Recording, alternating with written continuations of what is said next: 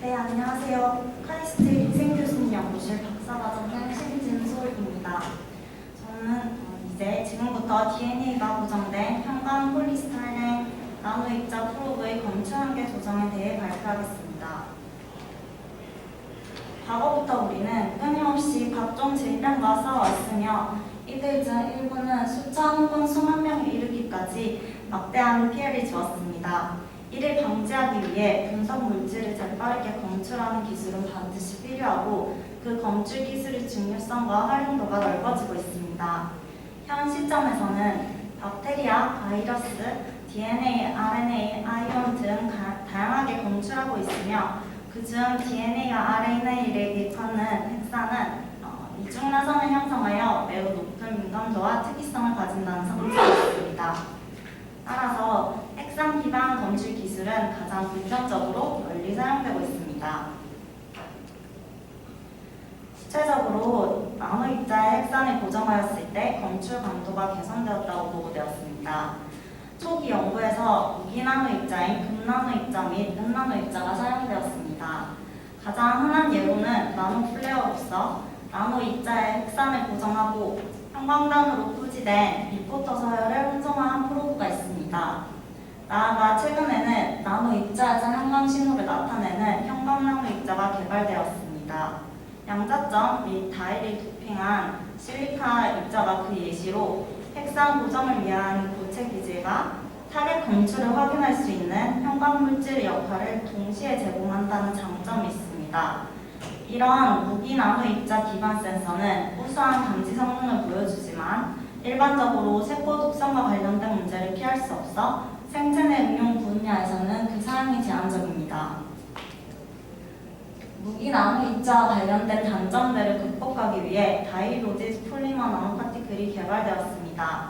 다이로디드 폴리머 나노파티클은 낮은 세포 독성과 높은 효소 저항성으로 인해 인비트로, 인비보 등 바이오 이미징을 가능하게 하였습니다.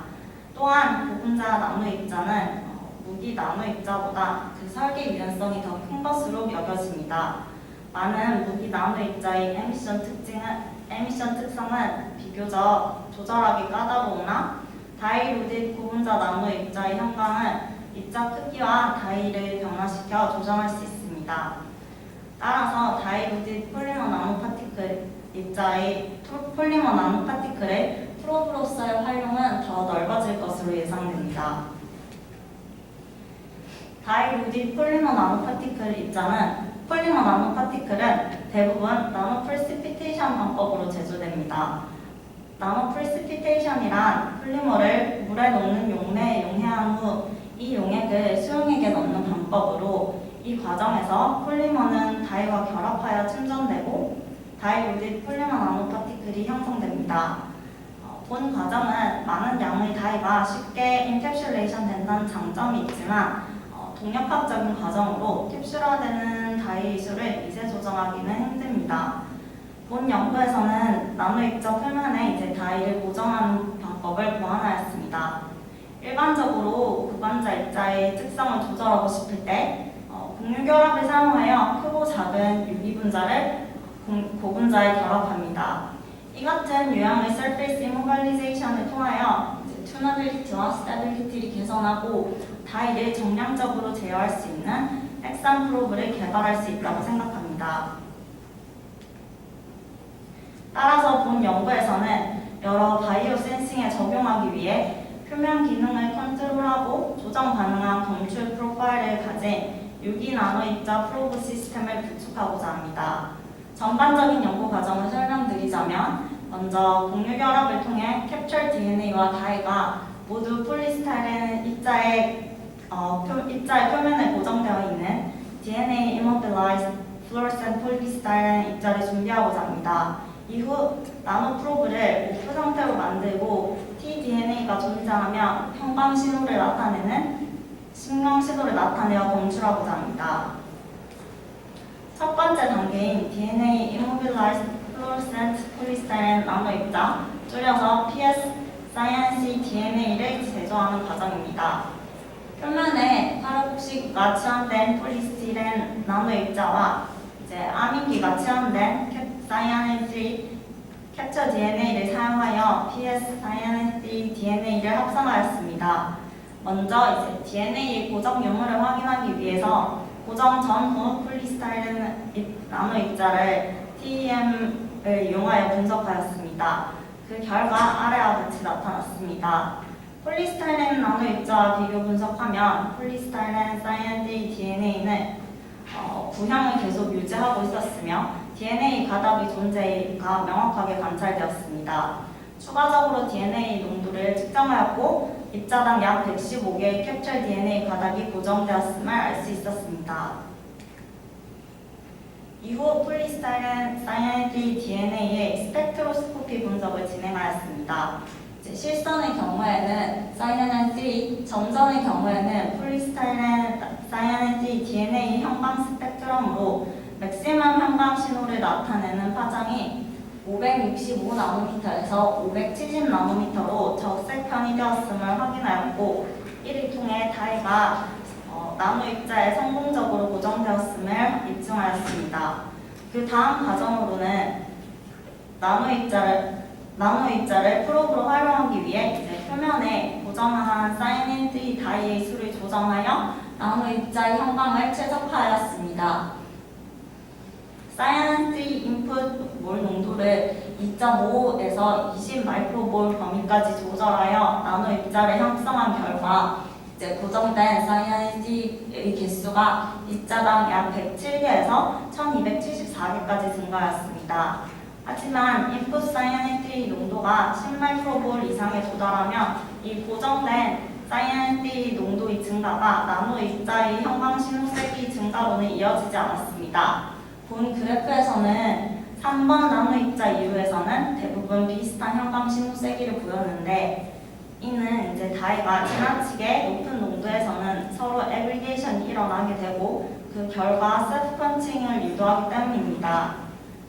이 결과는 이후 측정한 퀀텀 힐트 결과값과 유사한 결과 양상을 드러냈습니다.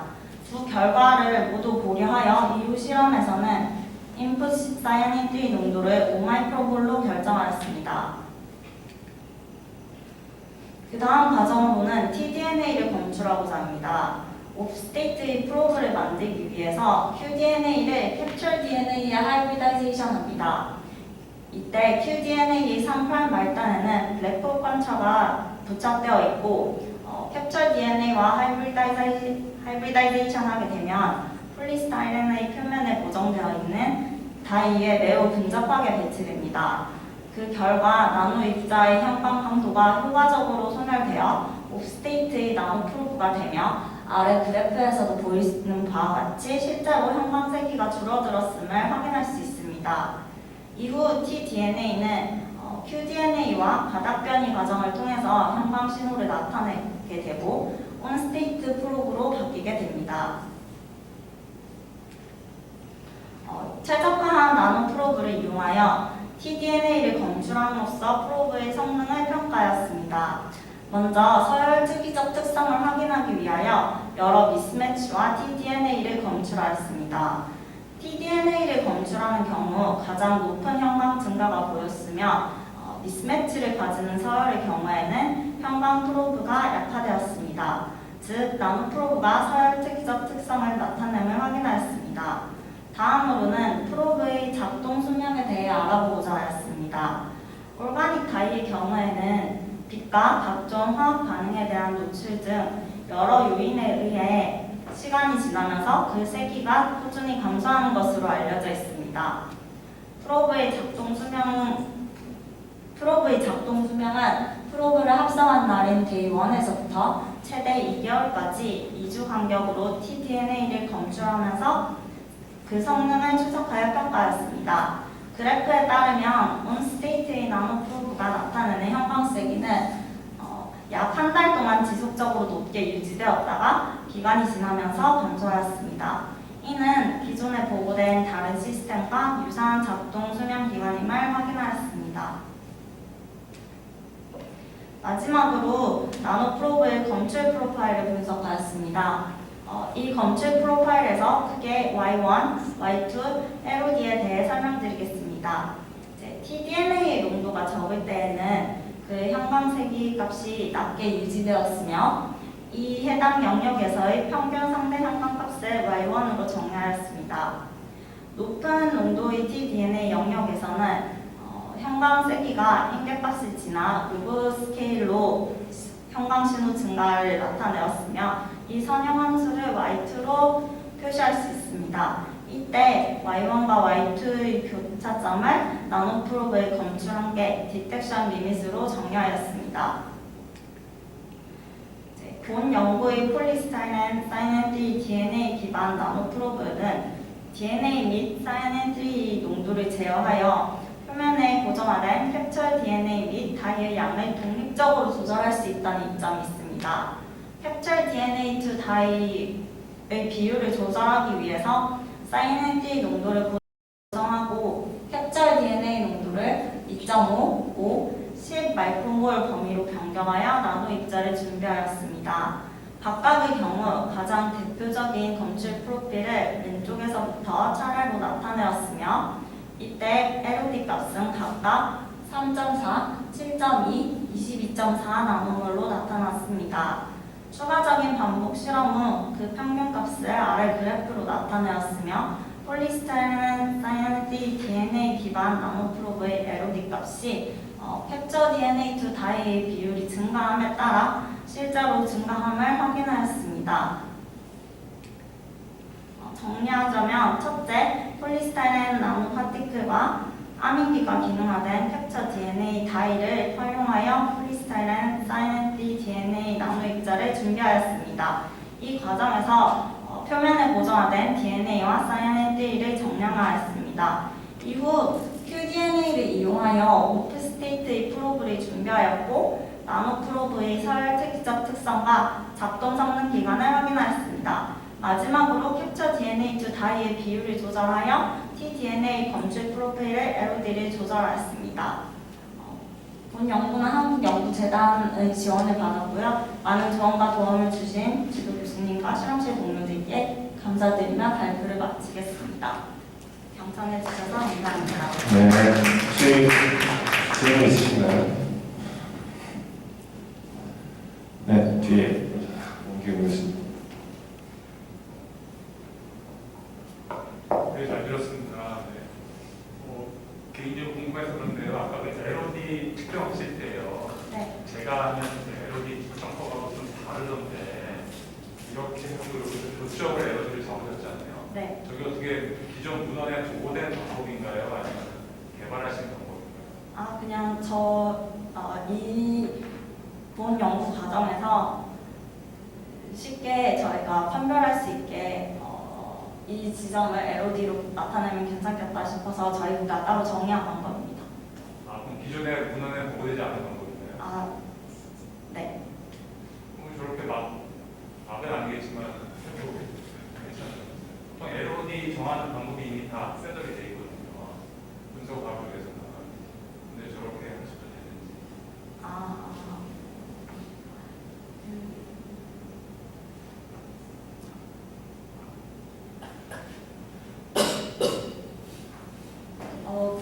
LOD가 결국에는 그러니까 형광신호 값을 나타내는 최소 농도이기 때문에, 그러니까 이 경우에서는 이 값이 지나서 어느 정도 값이 지나면 이제 형광신호의 증가가 보이기 때문에 그 의미는 비슷하지 않을까 생각하고 있습니다. 그 초점이 LOD의 변화에 좀 더 조정할 수 있다는 것에 맞춰져 있으므로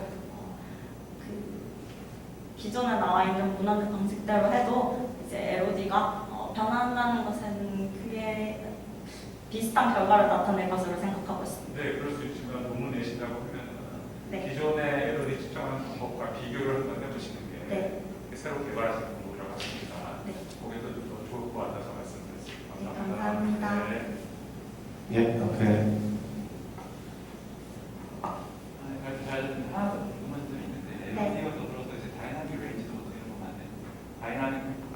다이나믹 레인지도 이런 거 개발할 때 센서 개발할 때 많이 이제 보고되는 문제인데 혹시 다이나믹 레인지는 위쪽으로 측정을 해보셨나요? 이보다 더 위쪽으로는 아직까지 확인해 보진 않았는데, 그러니까 정확하게 확인해 보진 않았는데, 그러니까 훨씬 더 더 많은 농도를 측정하게 되면 어쨌든 그게 현관값이 일정하게 유지가 될 거잖아요. 모든 디텍션이 다 활용이 돼서 이제 그 부분까지는 아직 체크를 안 했는데 저희는 좀 더 이 검출 한계를 조절한다는 것에 대해서 초점을 많이 두고 있어서 아직 해보진 않았는데 그 부분도 굉장히 중요한 포인트 중 하나라고 생각을 하고 있어서 추후에 좀 더 연구를 해볼까 생각 중입니다. 예, 입자 한계를 봤을 때 오프에서 온으로 갈 때 그게 아이디어가 있으신가요? 몇 개의 tDNA가 와야 오프였던 입자 한계가 온이 되는지. 그게 아마 이제 캡처 DNA to 다이 레이쇼에 따라서 달라질 것 같은데 이제 저희가 정확하게 이게 얼마나 정확하게 이제 입자 하나당 몇 개씩 붙었다고 판별하기는 조금 힘들 것 같아요. 그냥 궁금해서요. 사실은 tDNA가 잡혔는데 여전히 오프일 수도 있는 거잖아요. 네네네네네. 그 부분이 조금. 네. 아마 tDNA가 여전히 잡혔는데도 오프 상태일 수도 있고 온 상태일 수도 있어서 아마 그게 이 캡처 DNA to 다이 레이시오가 변화하면 이제 검출 한계가 바뀌는 요인 중 하나가 아닐까 생각하고 있습니다. 네, 알겠습니다. 감사합니다. 더 질문 없으시면 이대로 발표 마치겠습니다. 감사합니다.